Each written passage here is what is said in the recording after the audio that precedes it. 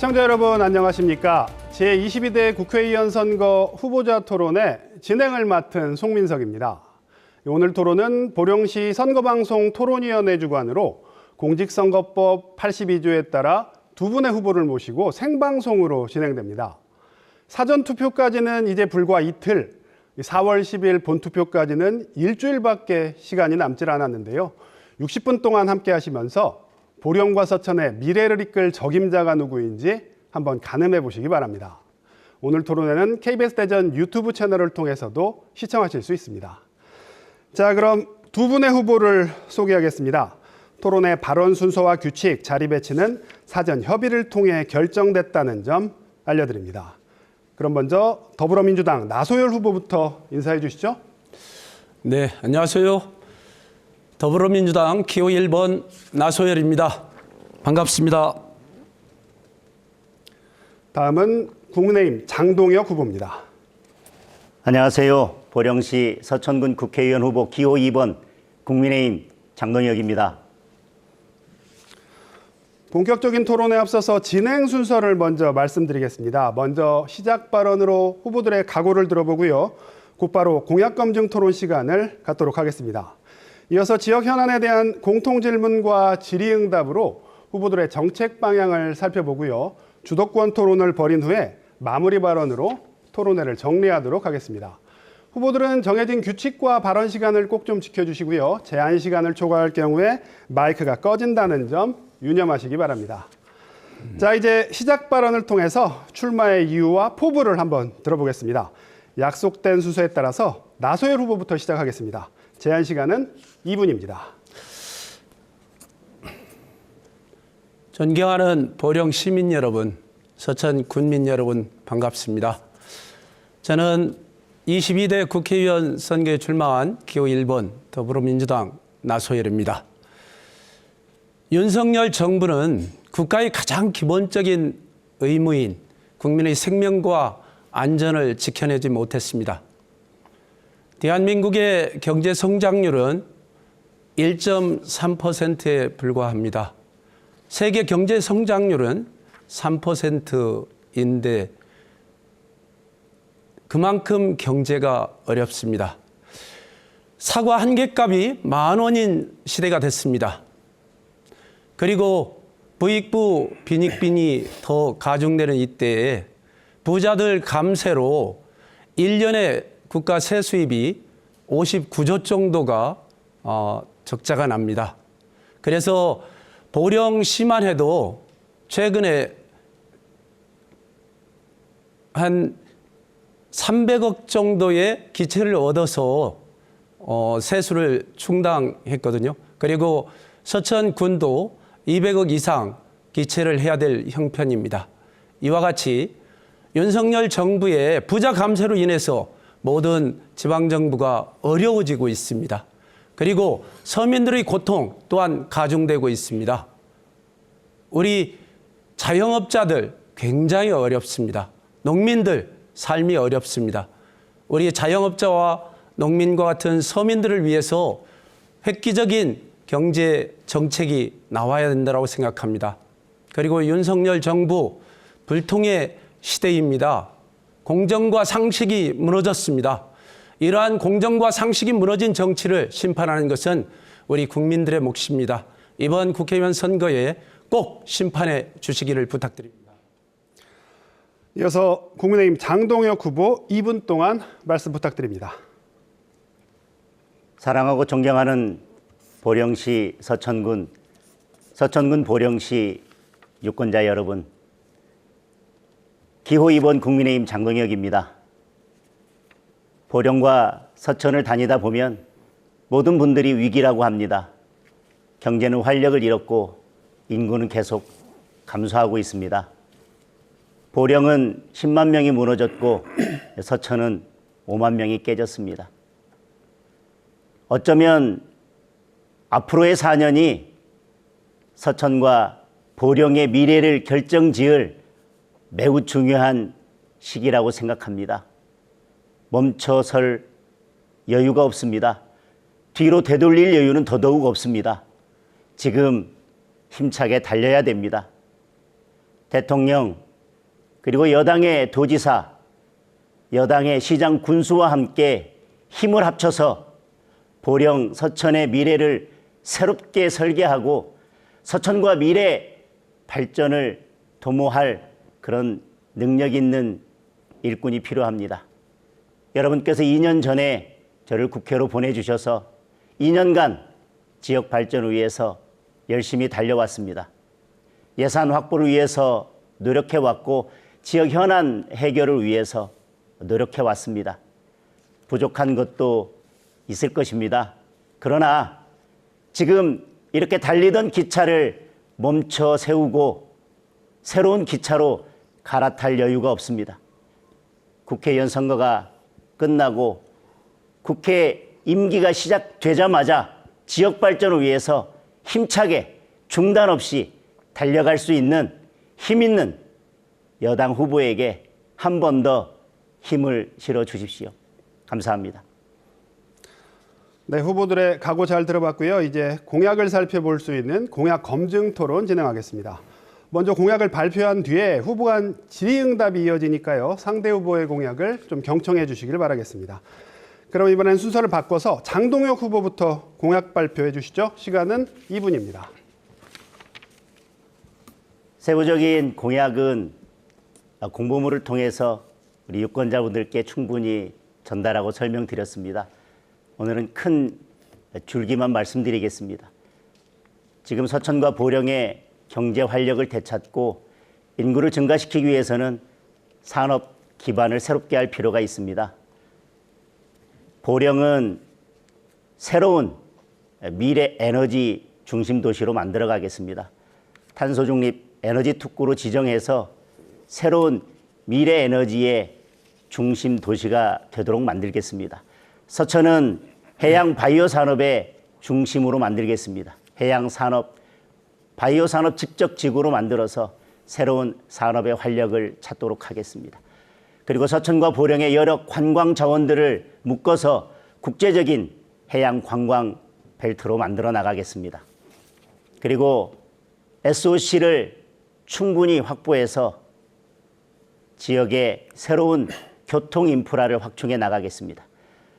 서울과 보령 서천을 1시간 반 만에 오갈 수 있도록 KTX 연결을 조속히 추진하고 보령 서천 대전을 1시간 안에 왕래할 수 있도록 고속도로를 확충 건설하겠습니다. 그리고 교육, 문화, 의료 모든 부분에 있어서 격차를 해소해 나가겠습니다. 교육발전 특구 지정을 통해서 교육을 획기적으로 변화시키고 의료 시설도 확충해 나가겠습니다. 그래서 보령에서 나고 자라고 배우고 취업하고 일하고 살 수 있는 그런 도시를 만들어 가겠습니다. 서천에서 일하고 서천에서 머물며 서천에서 즐길 수 있는 그런 도시를 만들겠습니다. 아이 키우기 좋은 서천과 보령을 만들어 나가겠습니다. 네, 그럼 이제 나소열 후보가 궁금한 점을 질문하고요. 장동혁 후보가 답변하시면 됩니다. 질문은 30초, 답변 시간은 2분입니다. 나소열 후보 질문하시죠. 예, 장동혁 후보 말씀 잘 들었습니다. 탄소 중립 에너지 특구 지정 이런 거를 공약으로 내걸으셨죠. 네. 네. 미래 에너지 도시로 만드는 것을 가장 큰 공약으로 준비하시는 것 같은데 그 점에 있어서는 저도 동의합니다. 지역 경제 활성화를 위해서 석탄 대체 산업 역시 필요하다고 생각합니다. 하지만 장동혁 후보 네, 제한 발언 시간이 끝나서 마이크가 꺼졌습니다. 장동혁 후보 2분 동안 답변하실 수 있습니다. 제가 질문을 다 듣지 못해서 어떤 질문인지는 잘 모르겠습니다. 제가 이런 공약을 내건 이유는 지금 저희들이 이제 석탄 화력 발전을 새로운 탄소 중립 에너지로 전환하면서 보령의 경제가 위축되고 있습니다. 그에 대한 대체로서 미래 에너지, 그린 에너지, 탄소 중립 에너지로 전환하려고 하고 있고요. 수소나 탄소 같은 미래 에너지로 전환하면서 2차 전지와 같은 새로운 산업들을 육성해서 보령의 서천의 경제가 위축되지 않도록 하겠다고 하는 의지가 담겨져 있습니다. 그리고 석탄 화력이 폐지됨에 따라서 그에 대한 대책도 필요할 것입니다.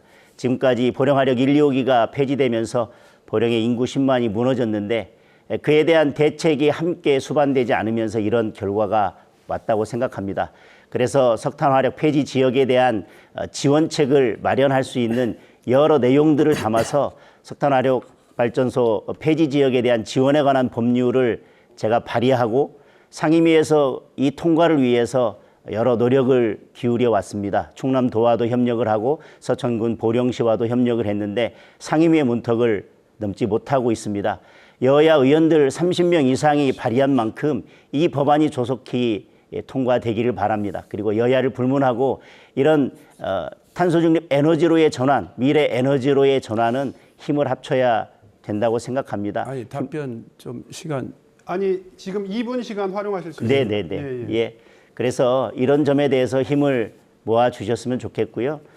지금 석탄 화력이 지금 보령과 서천의 중심 산업이 되고 있는데 그 미래 에너지의 전환에 있어서 여야를 불문하고 힘을 모아달라는 말씀을 드리겠습니다. 장 후보는 네. 예, 보충 질문 30초 동안 하실 수 있습니다. 예. 장 후보는 정의로운 에너지 전환 계획에 혹시 거기에 원자력 발전소 그러한 계획은 없습니까? 지금 말씀하신 것처럼 네. 지금 제가 석탄 화력 발전소 폐지 지역에 대한 지원에 관한 법률 자체가 에너지의 그 정의로운 전환의 관점에서 네. 법안을 발의한 것이고요. 에너지의 정의로운 전환이라고 하는 것은 탄소 중립, 뭐 수소나 다른 그린 에너지에 관한 것도 있지만 저희들이 그러니까 탄소 중립에 관한 거기에 지금 원자력에 관한 것도 포함되어 있는데 원자력의 개념과 지금 탄소 중립의 개념과 그걸 혼동할 것이 아니라 우리가 앞으로 에너지 정책을 어떻게 펼쳐 나갈 건지에 대한 정책 방향이 그동안 민주당과 우리 국민의힘에 좀 차이가 있었다고 생각하고요. 예.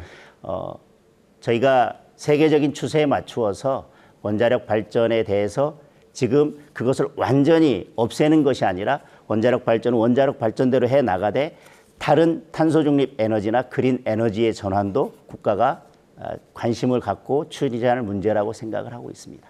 그러면은 원자력 소형 원자력 발전소가 우리 석탄 화력 대신에 보령에 위치할 수 있다라고 지금 생각하십니까?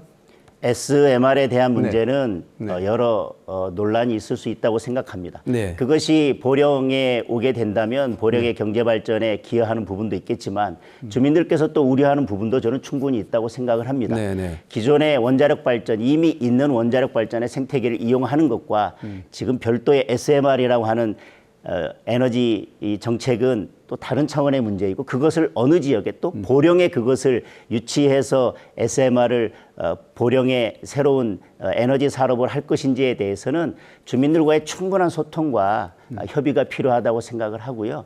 지금 그것에 대해서 당장 한다 안 한다 이렇게 일도 양단으로 분리해서 말씀드릴 것은 아니라고 생각합니다. 그러면 할 수도 있다.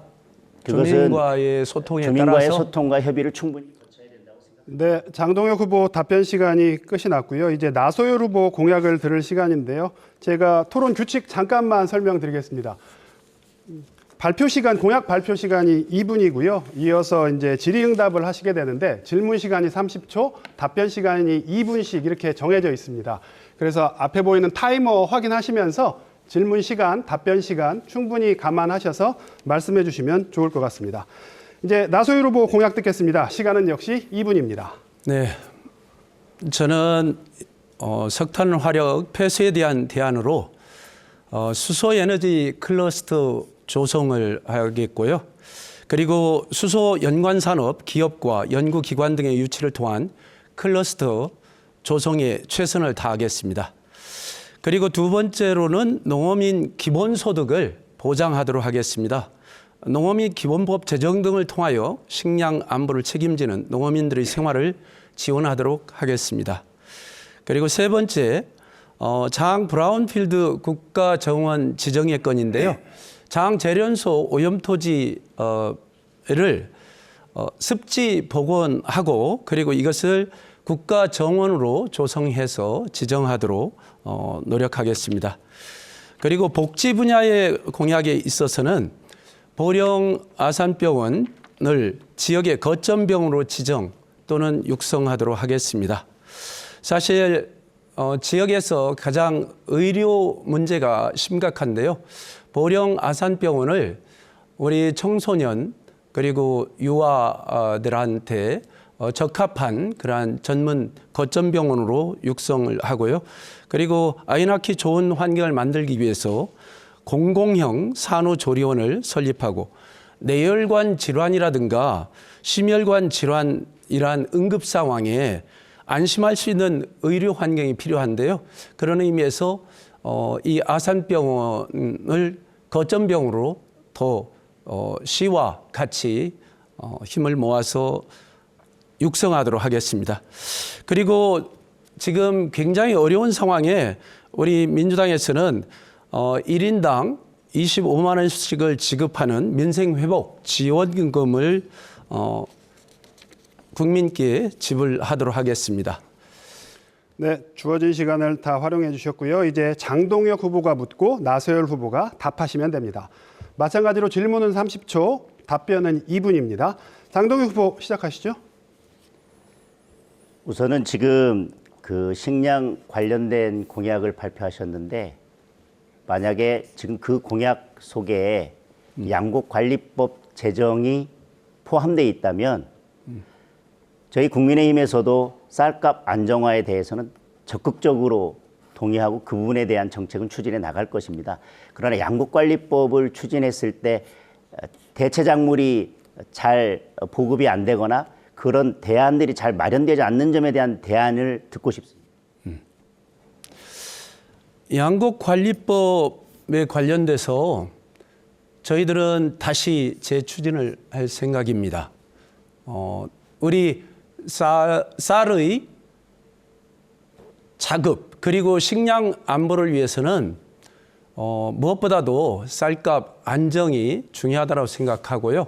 그리고 쌀이 또 충분히 생산되도록 하고 농민들의 소득도 보장할 필요가 있다라는 측면에서 양곡관리법에 관련돼서는 우리는 추진할 의사가 분명히 있고요. 전반적으로 가장 중요한 것은 농민들의 삶이라고 생각합니다. 요즘 농촌 지역이 사실은 인구 소멸, 인구 감소로 인해서 굉장히 고통받고 있거든요. 그래서 정주 환경을 바꿔놓지 않으면은 앞으로 농촌은 인구가 급감해서 농촌이 붕괴될 위기에 처할 수밖에 없습니다. 농촌의 인구가 급감하면은 농촌의 상권이 일단 무너집니다. 그리고 상권이 무너진 이후에는 교육이 무너지고 이와 같이 연쇄적으로 농촌이 붕괴되지 않도록 우리 농민들한테 양곡관리법을 통해서 뭐 쌀값 안정을 기하는 것도 좋지만은 가장 중요한 것은 농촌에서 살 수 있는 기본적인 조건을 우리 국가가 부여하는 것이 굉장히 중요하다는 측면에서 농민들, 어민들의 안정을 위해서 농어촌 기본소득 지급을 하도록 추진할 생각이고요. 그리고 대체 작물에 관련돼서는 그거는 제도적인 여러 가지 보완을 하면은 충분히 우리 쌀 생산과 배치되지 않도록 할 수 있다고 생각합니다. 자, 이어서 장동혁 후보 보충 질문 시간입니다. 역시 질문은 30초고요. 나서열 후보 답변 시간은 2분입니다. 대체 작물에 대해서 되게 추상적으로 말씀해 주셨는데 양곡관리법이 만약에 시행되게 된다면 결국은 쌀 생산에 대한 의존도는 더 높아질 것이고요. 대체 작물에 대한 대책은 매우 힘들어질 것입니다. 그에 대한 구체적인 그냥 다양한 대책이 있다고 말씀하실 게 아니라 구체적인 대안을 말씀을 해주시고 지금 나서열 후보의 여러 공약들을 보면 뭐 무슨 수당 지급이다 뭐 이런 것들이 많은데 그 재원을 어떻게 마련할 건지에 대한 구체적인 답변도 좀 부탁드리겠습니다. 근데 그 재원에 관련돼서는 사실은 우리 장동혁 후보가 하기가 어려운 얘기인 것 같습니다. 사실 아까도 말씀드렸지만은 부자 감세로 인해서 59조 정도 세수가 감수가 되고 있습니다. 그 중에서 일부만 활용해도 저희들이 지급할 수 있는 민생회복 지원금이라든가 농어민수당 이러한 것들을 조금씩은 추진할 수 있다고 생각합니다. 그런 의미에서 저는 그 재원은 부자 감세를 비롯한 여러 가지 지금의 윤석열 정부의 정책을 바꾸면 되는 것이라고 생각하고요. 또 윤석열 대통령께서 지금 민생 투어를 하기 위해서 전국을 순회하고 있지 않습니까? 거기에서 수십 차례의 민생 투어 속에서 국민들한테 약속한 것만 해도 거의 100조 가까운 예산이 든다고 합니다. 천조 가까운 예산이 든다라고 하는데요. 이러한 1000조 가까운 예산을 사용한다라고 할 정도의 대한민국 정부인데 이 우리가 얘기하는 예를 들어서 민생 회복 지원금은 1인당 25만 원씩 하면은 아마 13조 정도면은 해결이 될 수가 있을 정도인데요. 이 정도의 예산은 얼마든지 활용할 수 있다라고 생각하고요. 그리고 제가 볼 때는 이러한 예산을 걱정할 것이 아니라 지금 윤석열 정부가 약속하는 그러한 국민들한테 모든 것을 다 해주겠다라는 그러한 선심성 공약이야말로 좀 자제를 해야 된다고 생각합니다. 네, 공약 검증 토론은 끝이 났고요. 이번엔 지역의 주요 현안에 대해서 두 분에게 공통 질문을 드리겠습니다. 답변이 끝나면 이번에도 후보 간 질의응답 시간이 마련돼 있으니까요. 후보들이 지역 현안 해결을 위해서 어떤 구상과 해안을 갖고 있는지 한번 판단해 보시기 바랍니다. 첫 번째 공통 질문입니다. 이 장기화되는 고물가, 고금리의 영향으로 자영업자와 서민들이 많은 어려움을 겪고 있습니다. 자영업자의 대출 연체 규모가 지난 1년 새 50% 이상 급증했지만 가계부채 증가와 이자 상환 부담 등으로 민간 소비 회복도 쉽지 않은 상황인데요. 지역 경제, 내수 활성화를 위한 방안은 무엇인지 말씀해 주시기 바랍니다.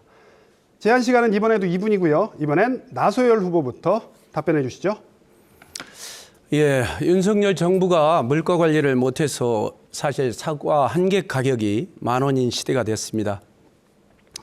경기 침체로 인해서 기업들의 실적도 악화가 되어 있고요. 사실은 총선 이후 국가의 주요 산업에 상당한 문제가 발생할 것으로 예측되고 있습니다. 최근에 불거지고 있는 예를 들어서 건설 경기만 해도 굉장히 어렵다라는 얘기가 있고요. 그리고 큰 건설업체도 부도 위기에 처해 있다라고 얘기가 나오고 있습니다. 아마 총선 이후가 되면은 굉장히 현실화될 가능성이 높다라고 합니다. 그리고 우리 경제 성장률 1.3%에 불과하거든요. 이런 상황에서 진짜 대한민국 경제는 여러 곳에서 심각한 이상 징후를 나타내고 있는데요. 특히 제가 볼 때는 서민들, 자영업자를 비롯한 서민들의 경제 상황이 굉장히 어렵습니다. 그렇기 때문에 이분들한테 대출 이자 감면뿐만이 아니라 아까 말씀드린 대로 민생 회복 지원금을 1인당 25만 원 정도 지급해서 지역 상품권으로 이걸 지급해서 지역의 경제를 살리고 내수를 진작시키는 그러한 노력을 해야 될 것 같고요. 그리고 부자 감세로 인해서 국가 세수가 펑크가 나고 있거든요. 그렇기 때문에 부자 감세 철회해서 국가의 경제를 근본적으로 좀 탄탄하게 만들 수 있는 정부의 노력이 더 필요하다고 생각합니다. 그리고 여러 가지 특화된 산업 그리고 규제에 관련돼서 네, 발언 시간이 끝이 났습니다. 이어서 장동혁 후보 답변 듣겠습니다. 역시 이분들입니다. 고물가 고금리로 국민들께서 고통받고 있는 것에 대해서는 안타깝게 생각을 합니다. 지금 수출도 호전되고 있고 제조업이나 서비스업도 회복되고 있습니다. 고용률도 점차 높아지고 있습니다. 그러나 여러 국제적인 상황에 영향을 받아서 고금리, 고물가가 계속되고 있는 것에 대해서는 안타깝습니다. 이런 상황에서 계속해서 다른 어떤 정책이 동반되지 않고 현금만 계속 국민들에게 지급하자고 하는 것이 과연 고물가 시대에 맞는 정책인지에 대해서는 저는 의문을 가지고 있습니다. 지금 이런 고물가 시대에 내수를 활성화하기 위해서 정부는 상반기에 집중적으로 SOC 예산과 같은 재정을 조기 집행하는 것으로 결정을 했습니다. 따라서 지역에서도 저희들이 교통, 다른 인프라들을 구축하면서 조기에 SOC 예산을 집행할 수 있는 것들이 있는지 잘 찾아서 조기에 집행되도록 노력하겠습니다. 그리고 지금 보령과 서천 같은 경우에 내수를 활성화하기 위해서는 관광산업을 더 활성화할 수 있는 대책들을 마련해야 된다고 생각합니다. 그리고 말씀하신 것처럼 나수 여러분도 말씀하셨지만 우리 소상공인이나 자영업자들에게 어떻게 도움을 줄 수 있는지 그분들의 숨통을 트여줄 수 있는 정책들에 대해서 정부가 많은 고민을 하고 있고요. 이자 감면이나 여러 문제들에 대해서는 고민을 하고 있습니다. 다만 지원금을 주거나 이런 부분에 있어서는 모든 국민들에게 일률적으로 같은 금액을 지급하는 것이 과연 내수에 도움이 되는 것인지 아니면 더 어려운 분들에게 더 두텁게 지원하는 것이 내수 활성화에 도움이 되는 것인지 그 부분에 대해서는 좀 신중하게 정책적 판단이 필요하다고 생각을 합니다. 이런 여러 정책들을 모아서 지역경제 활성화 그리고 물가 잡는 데 정부와 여당이 함께 노력하겠습니다. 네, 두 분 답변 잘 들었고요. 이제 나소열 후보가 궁금한 점을 질문하고 장동혁 후보가 답변하시면 됩니다. 질문 시간은 30초, 답변은 1분입니다. 나소열 후보 질문하시죠. 네. 우리 장동혁 후보께서는 민생회복 지원금을 주는 부분에 대해서는 어떻게 생각하십니까? 질문 다 하셨나요? 시간이 남아서. 시간이 예, 네. 답변 드리겠습니다. 민생회복 네. 지원금 아까 1인당 제가 우리 민주당에서 한 25만 원 정도 지급한다고 했는데요. 그러한 부분들에 대해서 찬성하는지 반대하는지 그거 좀 듣고 싶습니다. 지금 고물가라고 아까도 말씀을 드렸습니다. 그런 경우에 모든 분들에게 25만 원이라는 일정 금액의 지원금을 드리는 것이 과연 물가를 잡는 데 도움이 될 것인지 내수에는 활성화된다고 할 수 있지만 과연 물가에 도움이 되는지 그 시점이 어떤 때가 적절한지에 대해서는 정책적 판단이 필요할 것 같고요. 저는 필요하다면 그런 지원금을 지급하는 것에 대해서는 적극 찬성입니다. 다만 어떤 대상을 할 것인지 그리고 일률적으로 균등하게 지급할 것인지 아니면 더 어려운 분들에게 차등 지급해서 더 어려운 분들이 더 두텁게 지원받을 수 있도록 할 것인지 저는 방법에 있어서는 약간 차이가 있다고 생각하고요. 지금 이렇게 어려울 때 서민들이 고통받고 있을 때 그분들의 어려움을 해결하기 위해서 금액이 얼마가 됐든 지원금을 지급하는 부분에 대해서는 저는 나수열 후보와 똑같이 적극적으로 찬성하는 입장이고 그 필요성에 대해서 200% 공감하고 있습니다. 자, 이제 순서를 바꿔서요. 장동혁 후보가 질문하고 나서열 후보가 답변할 차례입니다. 역시 질문은 30초, 답변은 1분입니다. 장동혁 후보 질문하시죠. 예, 지금 보령, 서천 같은 경우에 관광산업을 활성화한다고 하지만 서천 지역 같은 경우에는 관광산업이 활성화되지 못하고 있습니다. 그 이유는 서천은 생태라는 개념으로 묶여져 있는데 그것이 사실은 서천의 발전을 가로막고 있는 부분도 있고 산업단지도 생태로 한정되어 있기 때문에 기업 유치도 어려운 점이 있고 그리고 관광 다른 인프라 숙박이나 이런 것들이 같이 준비되지 않았기 때문에 어려움을 겪고 있는데 이에 대한 생각. 네, 충분히 일리 있는 지적입니다. 관광산업 인프라를 구축하기 위해서 제가 군수 때도 열심히 노력해서 많은 관광객들이 사실 서천에 들어오고 있습니다. 수많은 철따라 우리 서천군에서는 수산물 축제가 열리고 있고요. 수산물 축제에 따라서 많은 관광객들이 또 유입하고 있습니다. 그리고 국립생태원이나 국립해양생물자원관, 그리고 장항 스카이워크, 신성리 갈대밭, 이러한 춘장대 해수욕장까지 수많은 관광 자원에 많은 관광객들이 오다가, 사실은 몇 년간 주춤했던 것은 코로나의 여파였거든요.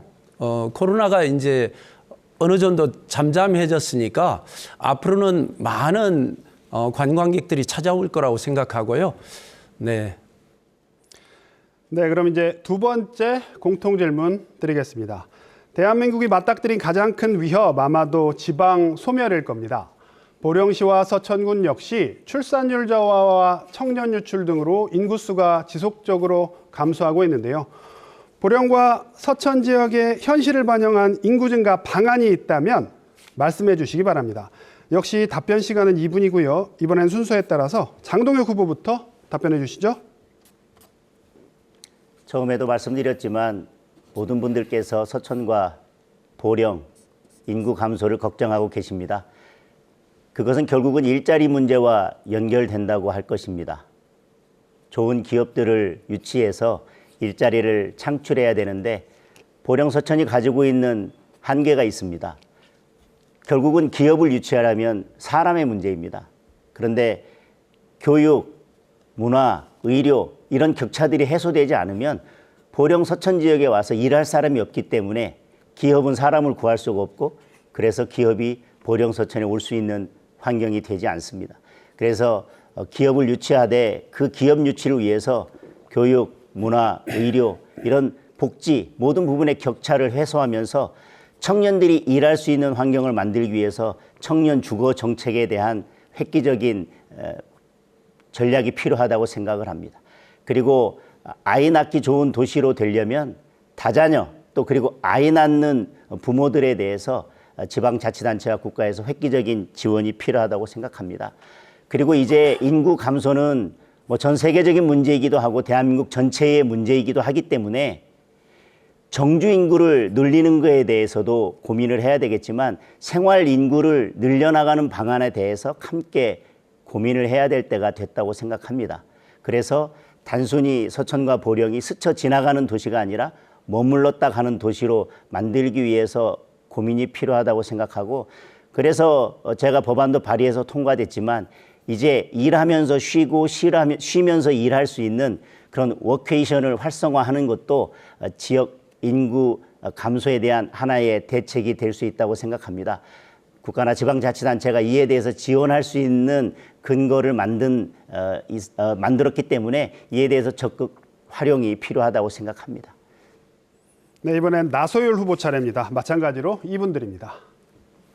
네, 저는 농촌에서 인구 증가가 제대로 안 되고 계속 감소하는 것은 물론 전반적인 출산율 저하도 영향이 있겠지만은 가장 핵심적인 것은 국가 균형 발전 정책이 제대로 추진되고 있지 않다라는 것이 핵심이라고 봅니다. 그만큼 이제 수도권 중심 정책을 펼치다 보니까 농촌, 지방은 계속 인구가 감소하게 됩니다. 그리고 기업을 유치하고 싶어도, 일자리를 위해서 기업을 유치하고 싶어도 기업들이 수도권에서 내려가지 않습니다. 노무현 정부 때 기업들 지방으로 내려가게 하기 위해서 국가 균형 발전 정책을 적극적으로 추진했었고요. 수도권 규제를 통해서 그때는 지방으로 많은 기업들이 내려갔었거든요. 그러나 그 이후에는 실제 다시 수도권으로 기업들이 들어오게 되고 지방으로는 기업들이 제대로 내려가지 않았었습니다. 그리고 세종시를 만들어서 그리고 공공기관을 또 지방으로 내려보내서 지역을 활성화시키기 위해서 여러 가지 노력을 했기 때문에 지방이 어느 정도 활성화되다가 최근에 이제 다시 후퇴하게 됐는데요. 국가 균형 발전을 적극적으로 추진해서 저는 지방에 내려가는 기업들한테 보조금을 주고 일자리를 늘리고, 그리고 지방 교육을 활성화시키기 위해서 지방의 거점 대학을 좀 더 육성하고, 그리고 지방의 국공립대 국공립대를 무료화를 통해서 국공립대에 진학하는 학생들이 지방에 좋은 일자리를 또 들어갈 수 있게 만드는 환경이 무엇보다 중요하다고 생각합니다. 그런 의미에서 기업 유치를 위해서도 적극적인 국가 균형 발전 정책이 필요하다. 네, 이제 장동혁 후보가 궁금한 점을 질문할 수 있습니다. 질문 시간은 30초고요. 나소율 후보 답변 시간은 1분입니다. 질문해 주시죠. 예. 국가 균형 발전은 대한민국의 미래를 결정하는 중요한 정책 방향이라고 생각합니다. 그런데 그걸 구체적으로 어떻게 실현하는지가 가장 중요한데 그 구체적인 방안이 필요할 것 같아서 좀 획기적인 방안이 있으면 좀 말씀을 해주시고요. 서천 같은 경우 아까 자꾸 생태로 묶이다 보니까 산업단지도 지금 생태 관련된 기업들만 들어오도록 되어 있어서 너무 제한돼 있습니다. 서천이 이렇게 생태로 묶여져 있기 때문에 기업이 들어오거나 활력을 찾기 어려운 이런 조건들이 되어 있는데 이에 대한 해소 방안에 대해서도 좀 말씀해 주십시오. 네, 국가 균형 발전 정책이 추구하는 것은 우선은 지방에 일자리를 만드는 것이고요. 일자리를 만들기 위해서 기업이 내려가도록 유도하는 것이고 또한 공공기관이나 국가기관들이 내려가서 그 좋은 일자리에 지방의 대학생들이 또 취업을 할 수 있게 돕는 것입니다. 이와 같이 선순환 구조를 만드는 것이고요. 지방에 있는 학생들이 지역을 떠나지 않을 수 있도록 그들한테 좀 더 혜택이 적극적으로 필요하다고 생각합니다. 국공립대, 특히 지방의 국공립대에 장학금을 비롯한 여러 가지 혜택을 주어서 지역에서 선순환될 수 있도록 하는 게 필요할 것 같고요. 그리고 생태하지만은 앞으로 장항이는 해양 바이오를 비롯한 좋은 기업들 얼마든지 유치할 수 있습니다. 네, 이제 반대로 나소율 후보가 묻고 장동혁 후보가 답하시면 됩니다. 역시 질문은 30초, 답변은 1분입니다. 네. 나소율 후보 질문하시죠. 예. 장동혁 후보께서는 국가 균형 발전 정책에 대해서 굉장히 동의하신다라고 했는데 이제까지 국회 활동을 하면서 지방의 인구 감소 이러한 대책을 제대로 적극적으로 주장하는 것을 제가 보지를 못했습니다. 특히 국가 균형 발전 정책에 대해서 진짜 심도 있고 확실한 어떤 대안을 제시하거나 또한 정부가 할 수 있도록 촉구하는 걸 보지를 못했는데. 그렇게 말씀하시는 거 보니까 제 의정 활동에 대해서 꼼꼼히 살펴보시지는 않은 것 같습니다. 제가 예결위 활동을 하면서도 국가 균형 발전, 지역 균형 발전, 지방 발전에 대한 발언들을 많이 했었고요. 예산을 심의함에 있어서도 그 부분들을 계속 강조해 왔습니다. 그리고 지금 이 선거 국면에서 국민의힘에서 국회에 세종 완전 이전을 저희들이 공약으로 내걸었습니다. 제가 운영위에서 세종 이전 일부 이전하는 것에 대해서 강력하게 반대를 했었고 완전 이전을 해야 된다고 주장을 해왔었습니다. 그게 안 된다면 법사위라도 세종으로 넘어와야 된다고 계속 주장을 했었고 그래서 이번에 총선 공약으로서 국회를 세종으로 완전 이전하겠다. 그것이 지역 균형 발전, 국가 균형 발전에 부합하는 정책이다라고 공약을 드린 바 있습니다. 네, 공통질문과 질의응답 순서가 다 끝났고요. 보령서천 국회의원 선거 후보자 토론에 시간이 지날수록 열기를 더하고 있는 것 같습니다. 이번 순서는 주도권 토론 시간입니다. 주도권을 가진 후보는 6분 동안 상호 토론을 진행할 수 있는데요. 주제 제한 없이 자유롭게 토론을 하시되 원활한 진행을 위해서 질문은 1분 이내로 답변 시간은 최소 30초 이상을 꼭 보장해 주시기를 부탁드립니다. 지켜지지 않을 경우에 진행자가 제재할 수 있다는 점 미리 말씀드립니다. 그럼 순서에 따라서 나소율 후보에게 먼저 주도권을 드리겠습니다. 나 후보님 준비되셨으면 시작해 주시죠. 네, 우리 장 후보님, 네. 과거에 판사 출신 변호사가 건설업자 보석에 관련돼서 억대 뒷돈 실형을 받은 걸 알고 계시죠? 네, 당시 재판장은 우리 장동혁 후보인 것으로 압니다. 이들 두 변호사는 2019년 12월 재판장과 잘한다, 보석 허가를 받게 해주겠다며 입찰 방해 혐의로 구속 기소된 광주 지역 건설업자 측으로부터 2억 2천만 원을 받은 혐의로 2021년 12월 재판에 넘겨졌다. 재판부는 변호사 윤 씨 등이 당시 건설업자 사건을 맡은 재판장 우리 장 후보와 친분이 있다는 점을 내세워 청탁을 받은 것으로 판단했다. 이들 전관 변호사의 노력 덕분인지 해당 건설업자는 2020년 1월 보석 허가를 받고 풀려났다. 공교롭게도 건설업자 보석 결정이 당시 재판장을 맡고 있던 장동혁 전 부장판사의 퇴임 하루 전이라는 점도 논란이 됐다.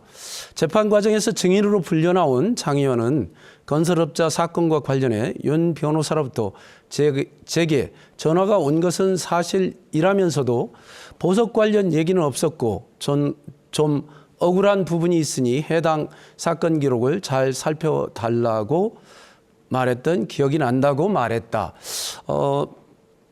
이러한 신문 기사를 제가 이제 읽어드렸는데요. 우리 장동혁 후보께서는 이 부분에 대해서 사실이라고 받아들이시죠? 뭘 사실이라고 받아들인지는 모르겠는데요. 질문해 주셔서 고맙습니다. 그 부분에 대해서 여러 이야기가 있는 것으로 알고 있는데 그 문제와 관련해서는 아까 증인으로도 출석했다고 했지만 예. 수사기관에서도 혹시 그것이 저와 관련성이 있는지 여부에 대해서 수사를 했고 저도 참고인으로 출석해서 어떤 과정을 거쳐서 왜 보석 허가를 하게 됐는지에 대해서 충분히 소명을 하고 충분히 해명을 했습니다. 그리고 하루 전날 보석 허가가 이루어지게 된 것은 제가 2020년에 국회의원 선거를 출마하면서 갑작스럽게 사의를 표명하면서 이루어진 것이고요. 그에 대해서는 수사와 재판 과정을 통해서 저와는 관련성이 없다는 것이 밝혀졌고 따라서 오히려 그 사건 자체가 제가 재판을 하면서 법과 원칙에 따라서 청렴하게 결정을 내린 것을 입증해 준 사건이라고 생각하고 이미 사건에서 다 그 부분은 해명된 것으로 저는 설명드리겠습니다. 네. 그런데 우리 A, B 변호사 두 변호사는 사실 장동혁 우리 후보와 과거에 또 같은 직장의 동료이기도 했던 분도 있더라고요. 그리고 부장판사 출신 두 분이시던데 서로 잘 아시는 분이시기는 하죠. 지금 AB 변호사라고 표현했는데요. 한 분은 제가 대전에 있을 때 같은 법원에 근무했던 분이고요. 예. 한 분은 저와 연수원 동기입니다. 아시겠지만 국민들께서도 그 부분은 너무 잘 아실 것입니다. 변호사들이 사건을 수임하면서 재판장과의 이런저런 인연을 들어서 사건을 수임하겠지만 그러나 그것이 재판장에게 어떤 영향을 미쳤느냐 아니면 재판장이 그러한 인적 관계에 영향을 받았느냐에 그것이 중요한 것인데 그 부분에 대해서 이 사건을 수사하면서 저를 검찰에서 출석시켜서 조사를 했고요. 그 부분에 대해서는 충분히 소명이 됐고 해명이 됐기 때문에 저는 그 사건과는 관련이 없다는 것이 다 밝혀졌습니다. 그리고 그 부분에 대해서 관련 참고인으로서 법정에 가서 충분히 진술도 다 하고 증언도 했던 사건입니다. 그러니까 그 당시 그리고 법무부 장관은 박범계 법무부 장관이었었고요. 문재인 정부 시절이었고 제가 총선 출마했던 사람으로서 대전시장 선거를 준비하던 과정이었기 때문에 조금이라도 문제가 있었다면 그것을 문제 삼아서 저를 훨씬 더 괴롭혔을 것이라고 생각합니다. 저는 그 부분에 대해서는 충분히 해명되고 소명된 사안이라고 생각하고 있습니다. 어쨌든 질문해 주시고 제가 그 부분에 대해서 해명하고 답변할 기회를 주셔서 감사합니다. 네, 그 부분에 관련돼서는 이상 마치도록 하겠고요. 제가 한 가지 추가로 질문드리겠습니다. 예전에 나경원 의원께서 대표에 출마했을 때 그 당시 선관위원이셨는데 나경원 대표가 대표에 출마하지 마라 그런 이제 초선 의원들의 연반장이 돌아다녔었는데 그때 선관위원인 장동혁 후보께서 사실은 제가 답변 시간이 없을 것 같아서 그 사건을 선거의 중립을 잘 알고 있기 지어야- 때문에요. 그때 네. 연판장에 중립을 썼어야 되는데 연판장에 서명하라고 그때 서명을 했었는데 했었죠. 예, 나서영 후보 주도권 서명 토론 요구가 시간입니다. 있었지만 저는 선관위이기 때문에 서명을 할 수 없다고 했는데 어떤 경위로든 명단이 올라갔습니다. 그래서 제 의사와 상관없이 명단에 포함됐지만 저는 선거에 중립을 해야 한다고 생각을 하고 곧바로 선관위원회에서 사퇴한 것입니다. 그때 상황에 대해서는 모든 분들이 다 알고 있습니다. 그러면은 네, 이번엔 국민의힘 장동혁 후보에게 주도권이 주어집니다. 장 후보님 토론 시작하시면 되겠습니다. 후보님께 묻겠습니다. 이 사진이 그 지금 배우자 명의로 되어 있는 토지와 주택이 맞습니까? 예, 맞습니다. 예. 이 사진이 바로 나세열 후보의 배우자 명의로 되어 있는 주택과 토지입니다. 토지는 제가 알기로는 9필지 그리고 주택이 있습니다. 이에 대해서 지금 재산 신고를 하면서 주택에 대해서는 실거래가로 신고를 했는데 토지에 대해서는 제가 알기로는 공시지가로 신고가 된 걸로 알고 있고 실거래가는 공시지가보다 더 높은 것으로 알고 있습니다. 이렇게 공시지가로 신고하게 된 특별한 이유가 있으신가요? 예, 사실은 작은 필지가 여러 필지로 구성이 돼 있어요. 대지가 저희가 이제 밭이 한 300평 되고 밭과 대지까지 포함해서 한 800평 정도 되는 것으로 알고 있는데요. 저게 여러 필지로 구성이 되어 있습니다.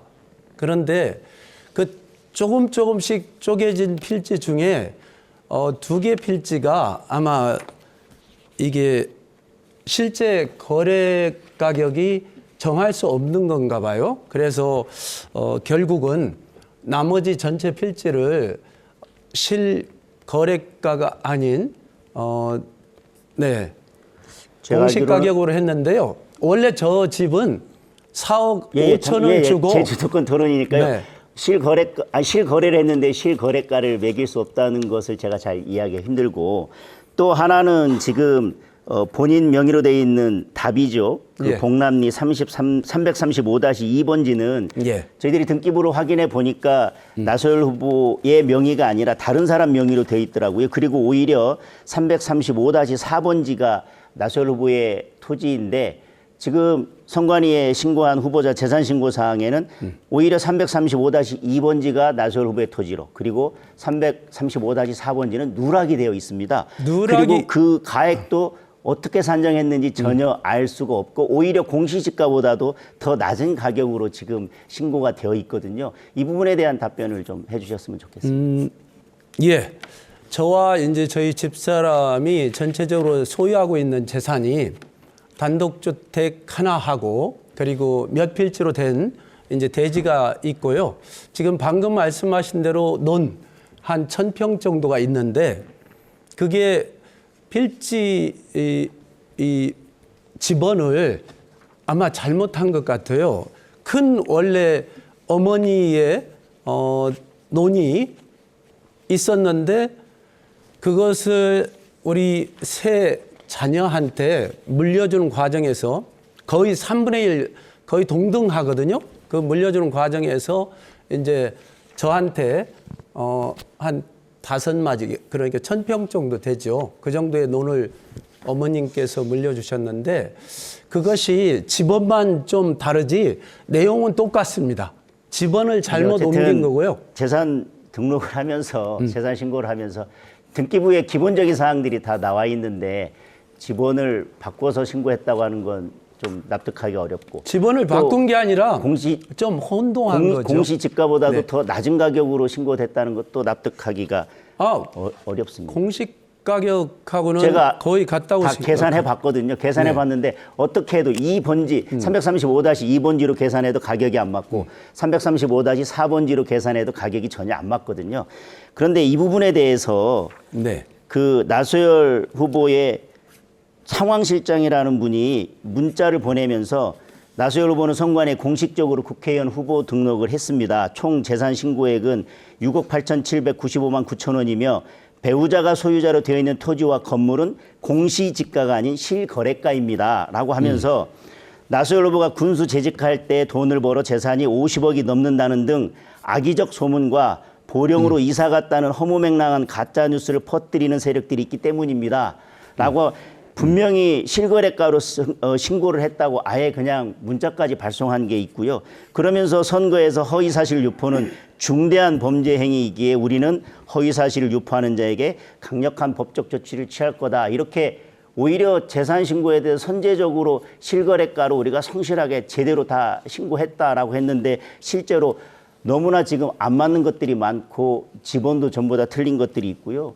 그리고 결국은 이게 공보에까지 다 게재되고 선관위에 신고가 됨으로써 이 자체가 결국은 허위사실이 공보에 게재된 것인데 이에 대해서는 유권자들한테 전 충분한 설명이 필요하다고 생각하고요. 저희들이 잘못되어 있으면은 예. 그거는 충분히 소명을 또 하나, 할 예, 것이고요. 예, 빨리 그리고 질문하겠습니다. 예, 또 하나 질문하는 게 네, 저기 MBC에서 제 공약에 대해서 저도 이행 완료된 것만 가지고 잘못된 왜곡 보도를 했습니다.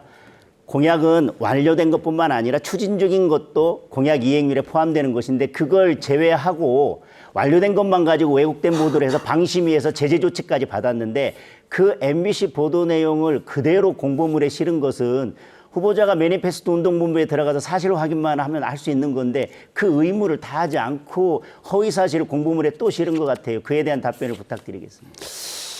완료율은 저는 뭐 그거는 공식적인 자료를 보고 참조를 한 것이고요. 실제 우리 후보자 같은 경우는 재산이 엄청나게 많더라고요. 네, 발언 시간이 다 끝나서 마이크가 꺼졌다는 점 알려드립니다. 이렇게 저희가 주도권 토론까지 끝이 났고요. 어느덧 마무리 발언만을 남겨두고 있습니다. 이 두 분의 진심이 유권자들의 표심에 닿기를 바라면서 마무리 발언 시간은 2분 30초씩 드리겠습니다. 마무리 발언 순서는 장동혁 후보가 먼저시네요. 예, 준비되셨으면 시작해 주시기 바랍니다. 존경하고 사랑하는 서천 보령 유권자 여러분, 2년 전에 여러분께서 저를 국회로 보내주셨습니다. 보령 서천을 위해서 열심히 뛰었습니다. 여당의 원내 대변인으로 그리고 지금은 사무총장으로 열심히 뛰고 있습니다. 여러분께서 적극적으로 응원해 주시고 지지해 주신 덕분이라고 생각을 합니다. 그리고 이제 저 장동혁은 정치인 개인 장동혁이 아니라고 생각합니다. 여러분께서 적극 지지해서 여기까지 만들어 주셨고 서천 보령의 정치적 자산이라고 생각합니다. 이제 여러분들께서 보령 서천의 발전을 위해서 장동혁을 정치적 자산 장동혁을 이용할 때가 되었다고 생각합니다. 이제 2년간 준비했고 보령 서천 보령의 발전을 위해서 제대로 뛸 준비가 되었습니다. 2년간 열심히 한다고 했지만 앞으로 해야 될 일들이 훨씬 더 많이 쌓여 있습니다. 저에게 한 번 더 일할 기회를 주십시오. 그리고 윤석열 정부 2년 동안 여소야대 상황에서 제대로 일 한 번 하지 못했습니다. 어려운 경제 죄송하게 생각합니다. 그리고 여러 가지 국민들께 부족한 점이 있다는 거 인정합니다. 그러나 여당이 여당답게 제대로 일할 수 있는 기회 한 번 잡지 못했습니다. 이번에 여당을 한번 밀어주시고 여당을 다수당으로 만들어주시고 그리고 나서도 저희들이 제대로 하지 못한다면 다음 대선에서 저희들을 엄중하게 심판해 주십시오. 서천과 보령의 일꾼 장동혁도 제대로 일하고 싶습니다. 이제 보령 서천의 발전을 위해서 뛰고 싶습니다. 윤석열 정부도 제대로 일하고 싶습니다. 제대로 일할 수 있는 기회를 한 번만 허락해 주십시오. 지금 제 가슴에 목련꽃이 새겨져 있습니다. 지금 목련꽃이 활짝 피었습니다. 서천 보령 주민들께서 장동혁을 피워주신다면 이제 장동혁이 서천 보령 서천 주민들의 삶을 피워드리겠습니다. 그리고 서천 보령의 미래를 피우겠습니다. 이제 시작입니다. 지금 장동혁이 하겠습니다. 이어서 나소열 후보 마무리 발언 듣겠습니다. 존경하는 서천 군민 여러분, 그리고 사랑하는 보령 시민 여러분, 저 나소열 여러분과 함께 항상 어려움 같이 하면서 지역에서 동고동락해 왔습니다. 특히 요즘 서천시장 상인들은 일터를 잃고 화재로 전소된 과거의 시장을 바라보면서 낙담해하고 있습니다. 여러분, 위로드립니다. 제가 처음 여러분과 함께 시장을 만들면서 3년 안에 전국적인 시장으로 꼭 키워내겠다 약속했고 또 지켰습니다. 그러나 지금은 전소됐습니다. 다시 저에게 국회의원이 된다라면은 우리 서천시장 새롭게 과거보다도 더 안전하고 그리고 쓸모있게 잘 져서 성공시키도록 하겠습니다. 여러분과 같이 하면서 여러분들이 무엇을 필요로 하고 있는지 가장 잘 알고 있는 나소열입니다. 자영업자들 참으로 어렵습니다. 임대료 올라서 어렵고 인건비 올라서 어렵습니다. 그리고 재료비 모두 상승해 있습니다. 여러분들을 뒷받침할 수 있는 좋은 정책, 임대료 감면 지원을 비롯한 여러분들의 경제 활성화를 위해서 또한 지역 화폐를 통해서 우리 지역 경제 활성화 시키도록 더 노력하겠습니다. 그리고 농어민들한테도 여러분들한테 보탬이 되는 그러한 정책 구체적으로 준비해서 적극적으로 추진하겠습니다. 여러분들한테 실제 도움이 되는 정책, 그리고 여러분과 함께 어려움을 언제나 같이 토론하고 해결책을 강구하는 여러분의 친구, 국회의원 나소열이 되도록 하겠습니다. 지역 발전뿐만이 아니라 국가의 발전을 위해서도 노력하겠습니다. 여러분 힘내십시오. 네, 두 후보의 마무리 발언까지 들어봤는데요. 시청자 여러분은 오늘 토론 어떻게 보셨습니까? 이 방송이 보령 서천 유권자 여러분의 선택에 도움이 됐길 바랍니다. 저희가 오늘 법정 토론회를 생방송으로 전해드리면서 제76주년 4.3 희생자 추념식을 제대로 중계하지 못한 점 시청자 여러분의 양해 부탁드립니다. 보령시 선거방송 토론위원회가 주관하는 제22대 국회의원 선거 후보자 토론회 여기서 마칩니다. 이 토론회는 중앙선거방송토론위원회 누리집과 유튜브를 통해 다시 볼 수 있습니다. 오늘 토론 준비해 주신 두 분 수고 많으셨고요. 시청해 주신 여러분 고맙습니다.